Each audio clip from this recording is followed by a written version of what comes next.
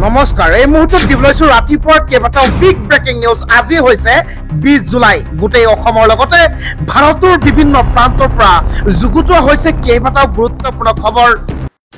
অসমৰ লাখ লাখ উচ্ছেদিত লোকসকল লগতে অসমৰ মুছলমানসকল, এই খবৰটো আপোনালোকৰ বাবে এটা বহুতে জৰুৰী খবৰ। গতিকে ভিডিঅ'টি অলপ স্কিপ নকৰিব, শেষলৈকে চাব। আপুনি এই চেনেলটো ছাবস্ক্ৰাইব কৰি ৰাখিব। বহুত গুৰুত্বপূৰ্ণ খবৰ এই চেনেলটোৰ জৰিয়তে পাব। হয়, জনাই গৈছো সবিশেষ। ভিডিঅ'টিত এটা লাইক নিশ্চয় কৰিব। অসমত সংখ্যালঘুৰ সুৰক্ষা লাগিবই।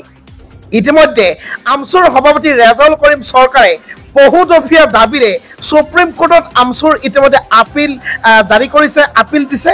সংখ্যালঘুক বাছি বাছিকে উচ্ছেদ কৰিব, এনেকুৱা কিছুমান দাবীৰে সৈতে সুপ্ৰিম কোৰ্টৰ দ্বাৰস্থ হৈছে আমছু। জনাই গৈছো সবিশেষ। ভিডিঅ'টি শেষলৈকে চাওক। অসমত সংখ্যালঘুৰ সুৰক্ষা লাগিবই। সংখ্যালঘুক বাছি বাছি কিয় উচ্ছেদ কৰিব?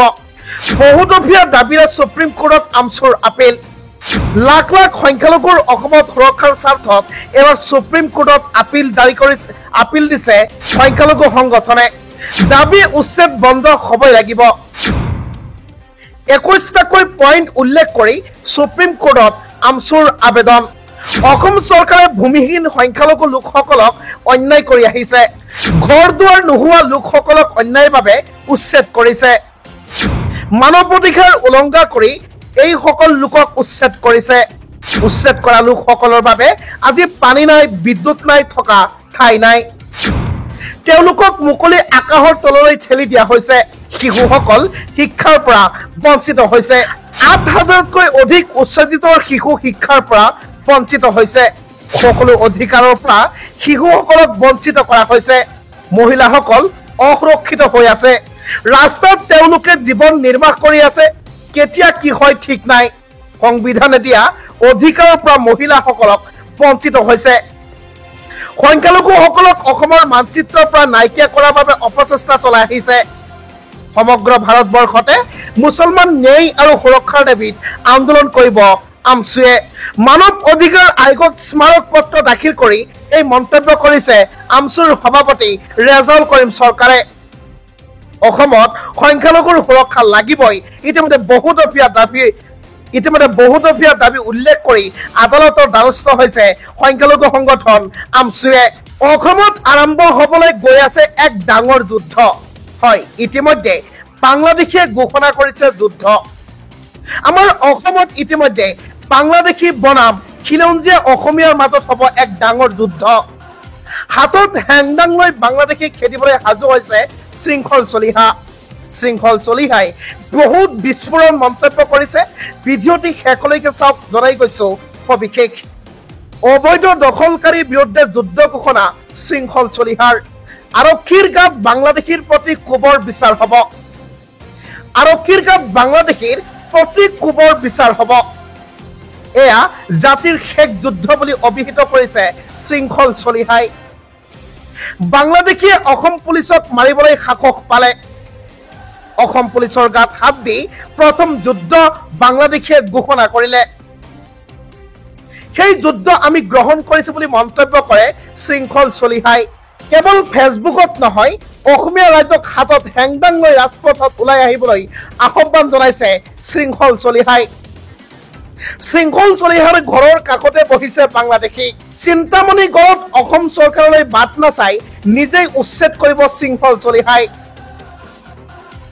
অবৈধ দখলকাৰীৰ বিৰুদ্ধে যুদ্ধ ঘোষণা কৰিছে শৃংখল চলিহাই। হয়, মোদীৰ একশ্যন আৰম্ভ। ওলাই গ'ল অনুপ্ৰৱেশকাৰীৰ তালিকা। এটা এটাকৈ বিচাৰি খেদা হ'ব ভাৰতৰ পৰা। অকল অসম নহয়, গোটেই ভাৰতৰ পৰা অনুপ্ৰৱেশকাৰীক এটা এটাকৈ বিচাৰি ভাৰতৰ পৰা বিতৰণ কৰা হ'ব। ইতিমধ্যে প্ৰধানমন্ত্ৰী নৰেন্দ্ৰ মোদীৰ একশ্যন আৰম্ভ হৈছে। জনাই গৈছো সবিশেষ। ভিডিঅ'টিত এটা লাইক নিশ্চয় কৰিব। ওলাই গ'ল অনুপ্ৰৱেশকাৰীৰ তালিকা। ৰাজ্যবাসীক দিবলৈ এটা বিগ ব্ৰেকিং নিউজ। এটা এটাকৈ বিচাৰি খেদা হ'ব ভাৰতৰ পৰা। গোটেই অসমৰ লগতে ভাৰতৰ পৰাও এটা এটাকৈ বিচাৰি খেদা হ'ব অনুপ্ৰৱেশকাৰী বাংলাদেশীক। অসমই নহয় ভাৰতৰ সকলো প্ৰান্তৰ পৰা খেদা হ'ব অবৈধ লোকক। কোনো অবৈধ অনুপ্ৰৱেশকাৰী বেদখলকাৰীক ৰেহাই দিয়া নহ'ব। হয়, ইতিমধ্যে প্ৰধানমন্ত্ৰী নৰেন্দ্ৰ মোদীৰ হুংকাৰ, কোনো অবৈধ অনুপ্ৰৱেশকাৰী বেদখলকাৰী বাংলাদেশীক ৰেহাই দিয়া নহ'ব। অনুপ্ৰৱেশকাৰীক লৈ ডাঙৰ এলান কৰিছে দেশৰ প্ৰধানমন্ত্ৰী নৰেন্দ্ৰ মোদীয়ে। অনুপ্ৰৱেশকাৰীক হেক সকিয়নি প্ৰদান কৰে নৰেন্দ্ৰ মোদীয়ে। ভুৱা প্ৰমাণ পত্ৰৰে ভাৰতত থকা বেদখলকাৰীৰ ওপৰত আৰম্ভ হ'ব একশ্যন। কোনো অনুপ্ৰৱেশকাৰীৰ ভুৱা প্ৰমাণ পত্ৰৰে ভাৰতত থাকিব নোৱাৰিব। অনুপ্ৰৱেশকাৰীৰ বিৰুদ্ধে বিজেপি চৰকাৰৰ কোনো দয়া নাই, কোনো ক্ষমা নাই। অনুপ্ৰৱেশকাৰীক সন্দেহজনক নাগৰিকৰ পক্ষত থকা বিৰোধীক কঠোৰ সকিয়নি প্ৰদান কৰিছে দেশৰ প্ৰধানমন্ত্ৰীয়ে। এজনো বেদখলকাৰী অবৈধ নাগৰিকক ৰেহাই দিয়া নহ'ব। সকলোকে খেদা হ'ব ভাৰতৰ পৰা, খালী কৰা হ'ব সকলো বেদখল ঠাই।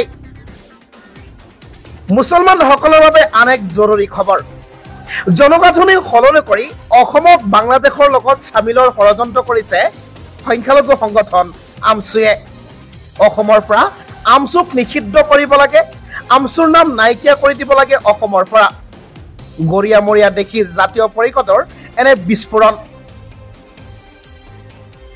অসম আন্দোলনৰ বিৰোধিতা কৰি জন্ম হোৱা সংগঠন হৈছে আমছু।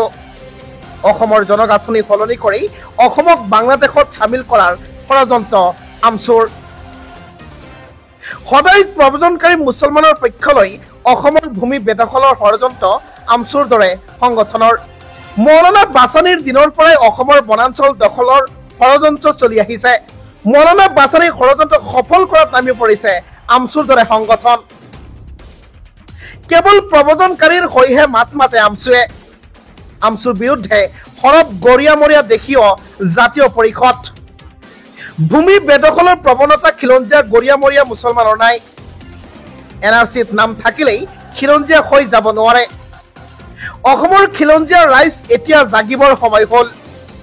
বিজেপি চৰকাৰৰ উচ্ছেদক সমৰ্থন কৰি বিস্ফোৰক অভিযোগ গৰিয়ামৰীয়া দেখি জাতীয় পৰিষদ।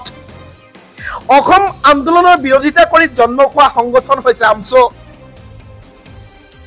হয়, আপোনালোকৰ মন্তব্য ভিডিঅ'টোৰ কমেণ্টত এবাৰ নিশ্চয় বিচাৰিছো যে গৰিয়ামৰীয়া মুছলমানৰ নাই। NRCত নাম থাকিলেই খিলঞ্জীয়া হৈ যাব নোৱাৰে।